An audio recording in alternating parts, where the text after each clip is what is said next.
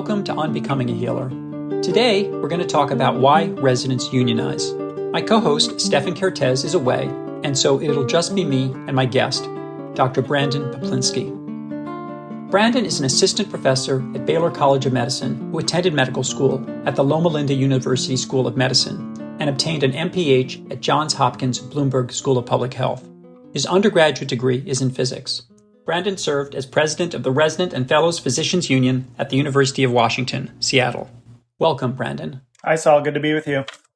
As those of you who listen to On Becoming a Healer know, Stefan and I take a critical but loving look at our profession.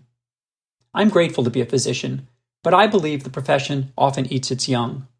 There are numerous studies showing that medical students and residents report mistreatment and harassment at shockingly high levels, along with burnout and suicidality.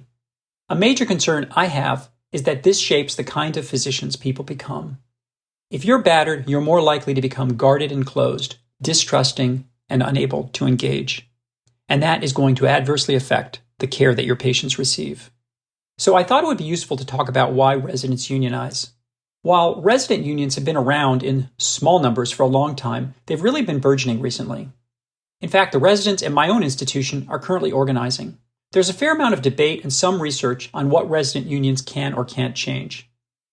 We won't be able to do justice to such a complex topic today. However, I got interested in hearing the perspective of someone who recently served in a leadership role, in this case as union president, while in training. I connected with Brandon by way of one of the residents at my own institution who described him as especially thoughtful.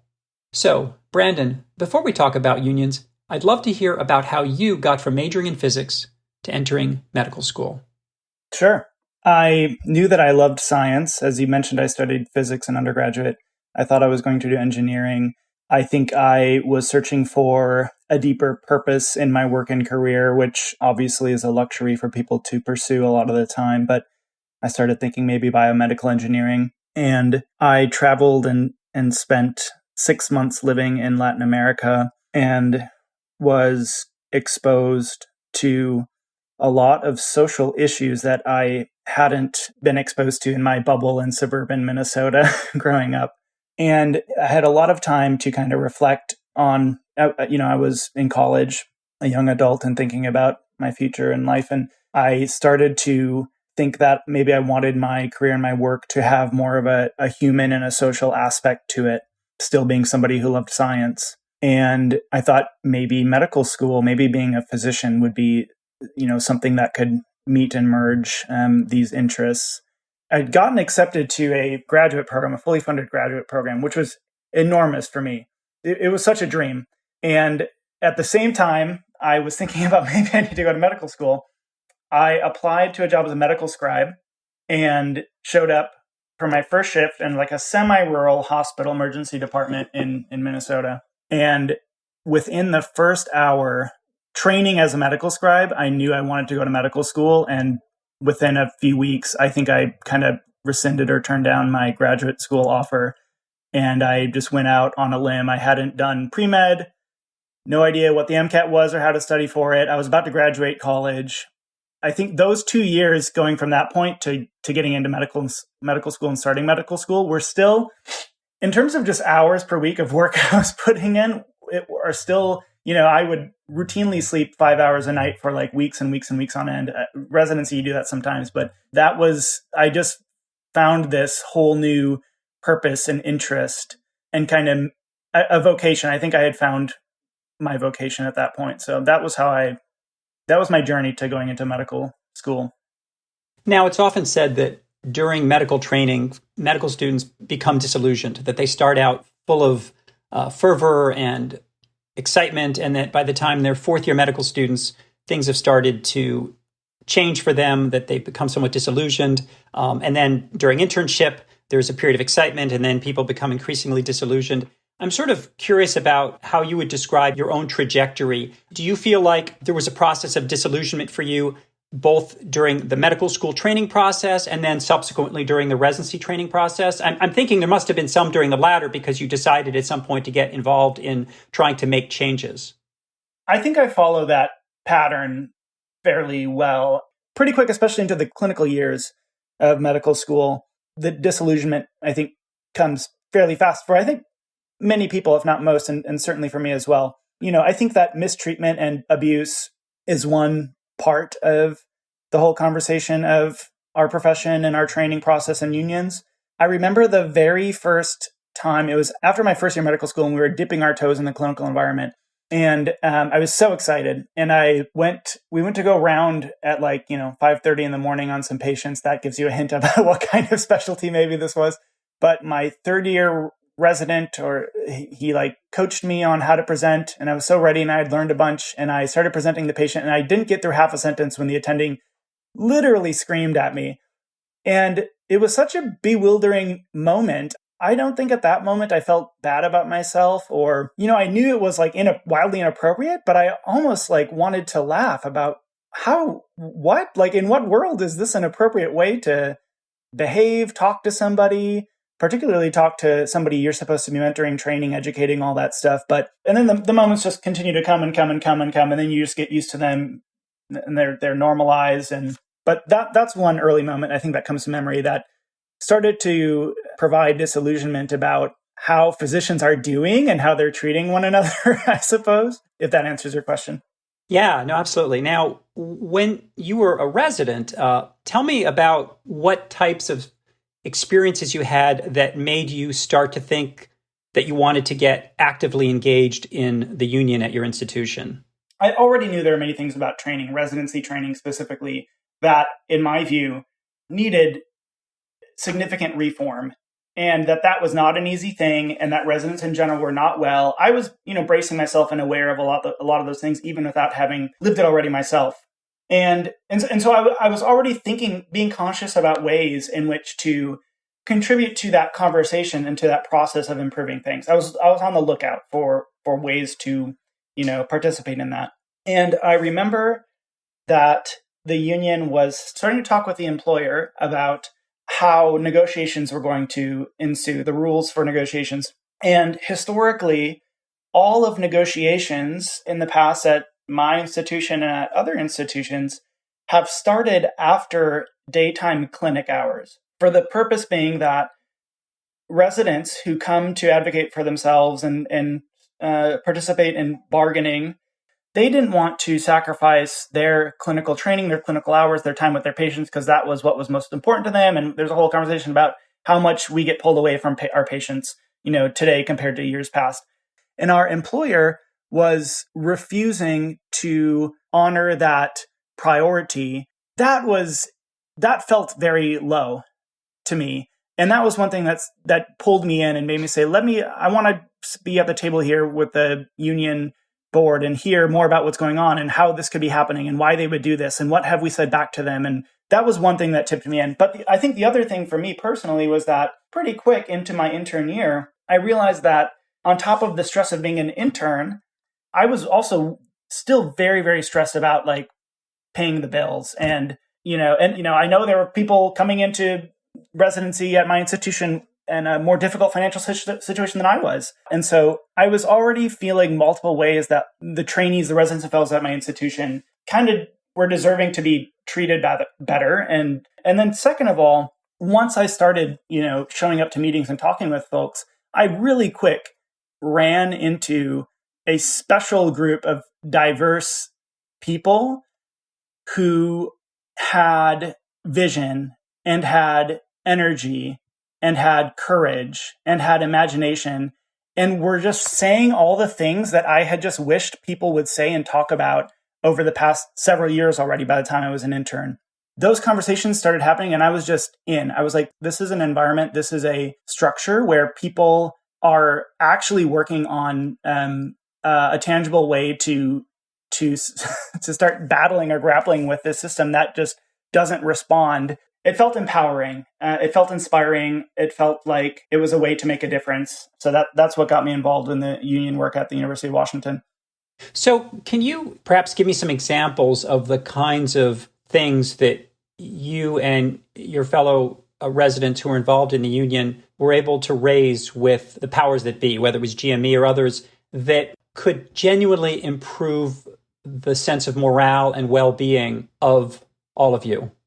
At the time we started those that round of negotiations, we were still one of the few institutions in the country where trainees had 3 weeks of vacation time in a year. And I think my analysis, I looked at like 100 institutions personally. I looked up all the websites, and there were like, it was like 75% or 80% had 4 weeks or more of vacation time in a year. So we got from 3 weeks to 4 weeks of vacation.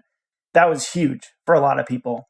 We achieved modest increases in salary. It was not nearly enough for cost of living in Seattle and how fast cost of living continues to increase in Seattle and places like Seattle, but we got modest increases in salary. We got increases, again, far too modest, but in housing stipend. We achieved a totally fully subsidized transportation pass for public transportation in Seattle. We negotiated a policy that pregnant residents or fellows could not be compelled to work 24 hours straight.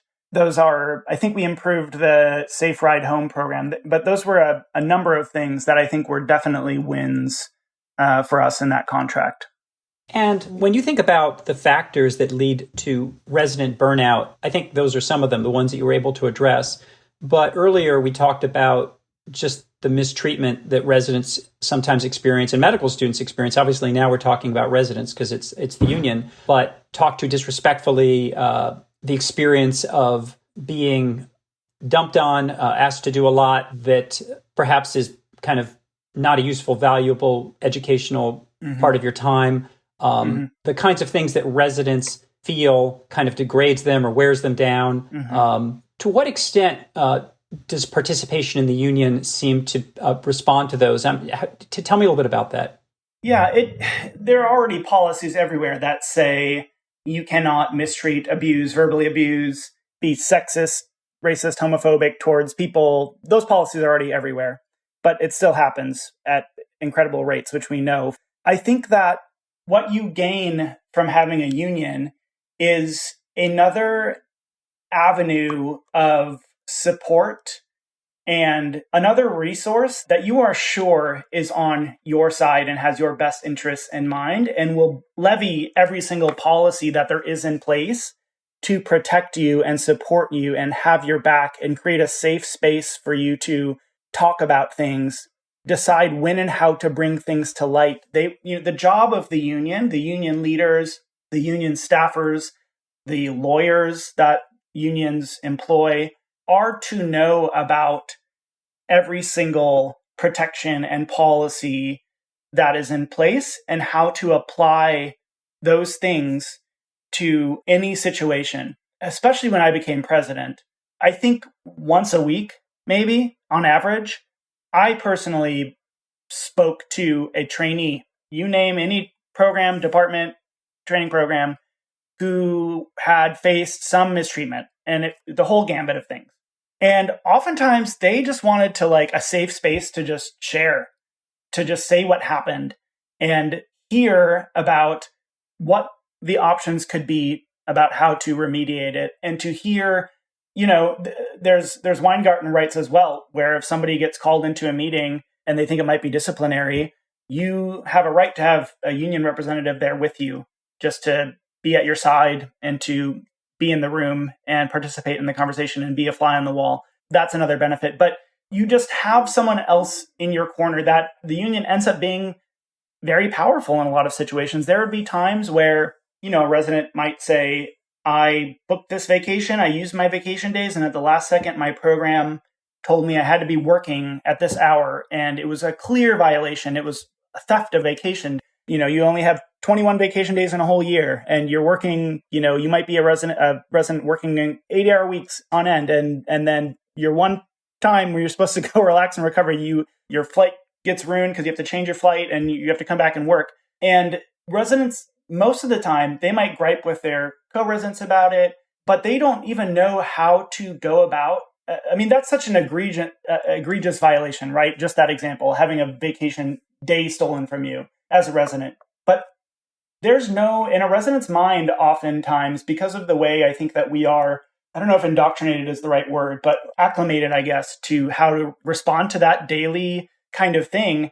You just don't have, you wouldn't even dare email your program a lot of the time to say, what? This is my vacation day. many people wouldn't do that. And that's sad and it's wild. But just to go to the union and say, well, we can provide all these reasons why this is wrong and how this is a violation and yada, yada, yada. And we can say we've had this happen with other residents in the past and we did this and they got their vacation day back. And the union, you negotiate with the person, you discuss how they want to proceed because you never want to put somebody in a position they don't feel comfortable with because there's a lot of fear that happens. But we might end up sending a simple email from the union saying, we have heard that this has happened. This is a clear violation of the contract and of this policy. We expect to hear about how this will be remedied by this date. Please let us know. Thank you so much.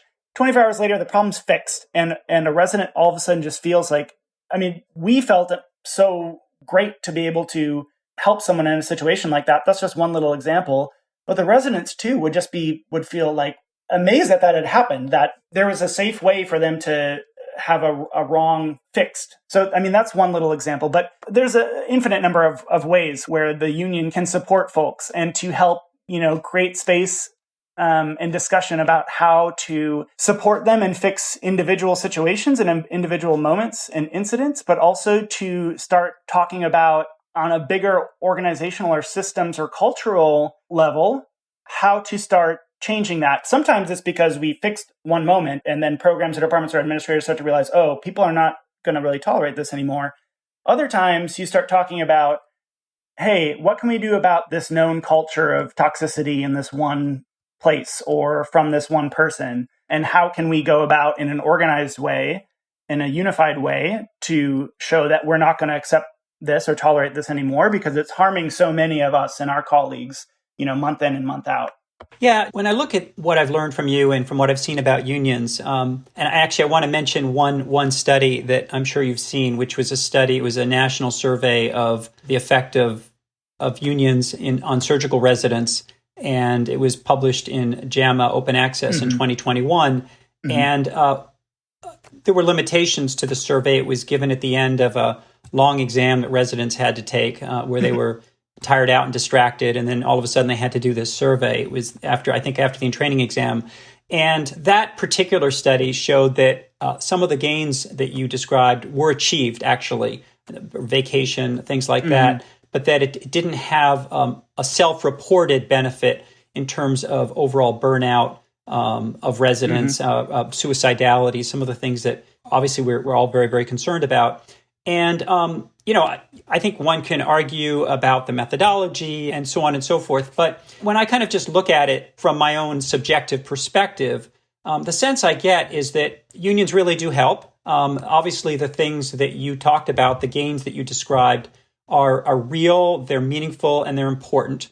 And yet, many ways in which residency adversely affects the psychology of residents are so extensive in terms of the culture and the workload, the environment, some of the experiences of abuse, the incredible amount of time spent just doing tedious documentation. Obviously, on top of that, we layer the effects of the COVID pandemic, which forced residents to often provide a lot of services that were kind of outside of their educational objectives. Obviously, the tremendous personal risk that some of them had to take. The list goes on and on. That there's only so much unions can do. And so I'm sort of left with this sense that unions are absolutely of value, and yet the problem is so much bigger. Right. And I'm just sort of curious about your thoughts about that and the extent to which unions kind of hit a limit in terms of what they can do, which, by the way, is not to say anything negative about them, but just to sort of put them in a broader perspective. Yeah. I think that unions are not an immediate panacea to fix all problems. And it's important to, when you're organizing and when you are recruiting people, when you are encouraging people, when you are trying to convince them about how the union can help them and help us and help future generations of trainees, you have to talk about how it is a process and it's a difficult and drawn out and prolonged process to make progress with unions. You achieve a lot of material benefits pretty quick, oftentimes. The other things, I talk a lot about how thinking about what unions do and what they can do.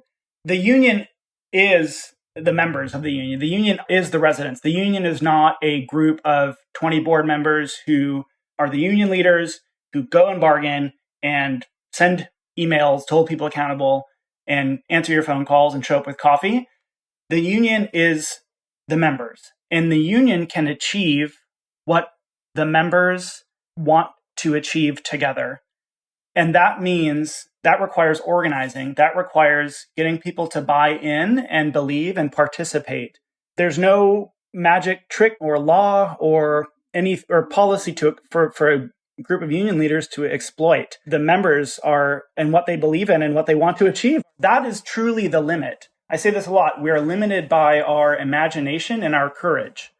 And so I listed some things that can be achieved fairly quickly with a union, and those things are huge, don't get me wrong. But it takes a lot of organizing and slow buy-in to get those first steps done. And then when you win some of those battles, little battles and then bigger battles, then people start to believe. Little by little, these battles build your momentum and build your membership to start dreaming a bit bigger, to start thinking about okay, what next? What else do we think is unacceptable? What else is contributing to all of this harm, all of this moral injury, all of this depression, burnout? Can we go after these things in our work environment? Can we make other demands that maybe you can't put in a contract, but you still have a voice, you still have power to make impact on these other higher level things? For myself, and I think many others, the long hours matter. The mistreatment matters. The tasks that are not educational matter, but systemic-wide problems and injustices that affect other people in the healthcare system and most importantly affect our patients and communities that we're taking care of, those things have come to contribute for me and for I think many people far more to my burnout and moral injury and distress. And so in 3 years, I had never dreamed that I would be participating in that kind of real tangible work. We advocated for policies and funding and endorsed candidates who we thought would advocate for things that were meaningful to our members. And so it's those types of secondary and tertiary level advocacy work and change that also really, those issues really impact our well-being and our burnout for many, many people. I'm not saying for everybody, but there's just, you start to realize how many different ways you can make a difference. And you make that difference by being unified in this collective group that has power with a unified voice, that has leverage all of a sudden. During COVID, there was a group of incarcerated folks. They weren't in a jail or a prison anymore. They're being held in some other housing situation. And the COVID rates were through the roof at this place. And the legal situation was such that there was a very obvious case to make that we should just release these people. And we got to get involved with that type of thing. Those were our patients at Harborview Medical Center, and those were our neighbors and people in our community. And we had a voice to contribute to that. So it sounds like the union has a special value for those of you who are actively involved with it because you have this feeling of empowerment through your advocacy. I would imagine it's a relatively small proportion of residents who are directly involved in the union. Most are probably just paying dues and are occasional beneficiaries. So just tell me a little bit about what proportion of residents are actually involved in union organizing. And I'm thinking that while it takes a lot of time, there's a special boost that you get psychologically from that level of engagement. Absolutely. It is a very small number. There were 1,400 residents and fellows represented at our institution, but we went from a tiny number to we quadrupled probably in size in the number of people actively participating in the board. Then you have department reps. Those are super important roles too. Those are people who keep their ear to the board and to what's going on and what the discussion is, what the actions are, what the issues are, and share it with their circles. And so it disseminates and disperses what's going on. And they're kind of, maybe they don't have time to be a board member, but they really think the work is important and they want to, help further the conversation, the awareness. But then you have many, many, many people who really care and are involved, and sometimes are involved more than the board members have time for. And so, people naturally with training, you have a busy season and you're burnt out yourself. And I would always say as a leader that you have to you have to make sure that it feels empty to say this because this is what we all get told and tell ourselves all the time, to take care of ourselves. But I would never, if somebody said, I just cannot fulfill this obligation or duty right now, people have to take care of their own, you have to prioritize going through your training to become a physician and staying sane and well. And then whatever you have left over with your waxing and waning of your responsibilities and your energy and your, come, join, participate. But we would never ask somebody to overextend themselves for union work. But so much of it just overflowed naturally from people. Also, additionally, through people who were interviewing and matching to different programs, they were inspired and they're like, I want to be here in that environment. So many people felt like it was a great way to do the type of work that maybe they hadn't even imagined was possible, until they found out about unions. Do you think that your experience and the experience of your colleagues with the union changed the way in which you interacted with patients? So did it affect your mindset in some way, your frame of mind in some way, so that when you walked in to see a patient, that you somehow were a better physician as a result? That is a great question. That's hard to answer, I think. If we're not well, we cannot be the physicians we want to be. Participating in the union work helped my well-being and mental health a lot of the time. And a lot of the time, it was stressful and hard, and it could be discouraging. So I think there were some days I was in a better place in terms of the mindset I wanted to be as a physician because of my work with the union. And some days I was probably, having a stressful day that had to do with union work, and I wasn't the best, type of physician I want to be. But I think more and more people, more and more physicians agree that there are numerous problems, injustices, inequities with not only our training of physicians, but with our healthcare system and our practice of medicine. And I think a lot of the time we individually or collectively take a position of like, what can you do? It's this huge machine that's just really hard to make any change in. And I think that one reason that resident physician unions are spreading so quickly and so powerfully are that it offers an alternative way to start advocating in a way that feels very powerful. Of course, I feel like, going back to your question, of course, I feel like it made me more fully realized as the physician that I want to be. So yes, I think I was a better physician because of my union work. Now, when I trained in the 1990s, there were no work duty hour limitations. And when I finished my residency and started as an attending, and then a few years later when I became a program director, I was the program director for a med-peds residency, all of a sudden there was a big discussion nationally that there should be duty hours. And there was actually pressure coming from Congress that the ACGME should set limits, an 80-hour week, and all of the various rules that then subsequently went into effect. And what was striking to me at the time was that program directors and many others within the profession were pushing back. They were the ones who were often concerned about change. And there was this argument that, if we cut from 100 hours a week to 80 hours a week, or if we limit it to 80 hours a week, we're not going to train good physicians. And there was this only half joke among surgeons that the problem with every other night call is that you miss half the cases. So there was this kind of mindset that I saw of sort of, no one said this, but I interpreted it as, I went through it, so you should too. I don't think anyone said that. Everyone would say, to be a good physician, you can't just work 80 hours a week. You have to be there to see your patients through the whole process. And at the time, I thought it was ridiculous, but I have to say that was a very pervasive view. And it was odd to me because ordinarily when you think about improving the work environment, you would think that those who have gone through it themselves would be advocates for change, but often they weren't. And I'm curious which is why to some extent it had to be imposed externally. And so I'm curious to what extent you see that mindset of, you guys you're not going to be well trained. You've got to work long hours. You're not showing dedication to your patients. You're putting yourselves first, et cetera, et cetera. To what extent do you still see that mindset, or has that passed? Yeah, a lot to chew on there. Just to directly answer your question, it's still pervasive. It is very quickly internalized by many young trainees.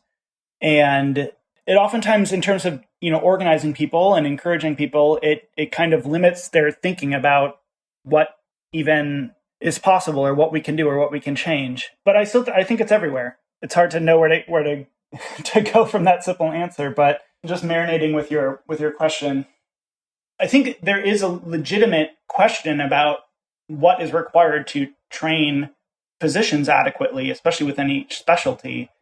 I think there's a lot of that. I went through it, and so you have to as well, and this generation is weaker and they're worse physicians. That opens up a total can of worms and discussion about so many things. I think it's very hard to defend that the way things are right now is healthy, that it is producing quality physicians who are well. I think it's impossible to defend. I think it's sad that it has to be so obviously, like, why would you want your own trainees to go through that you already went through? Even if things were worse a couple of decades ago, that is not an argument that things should not be better now, or that things aren't going well now, or that physicians in training that they should tolerate mistreatment, exploitation.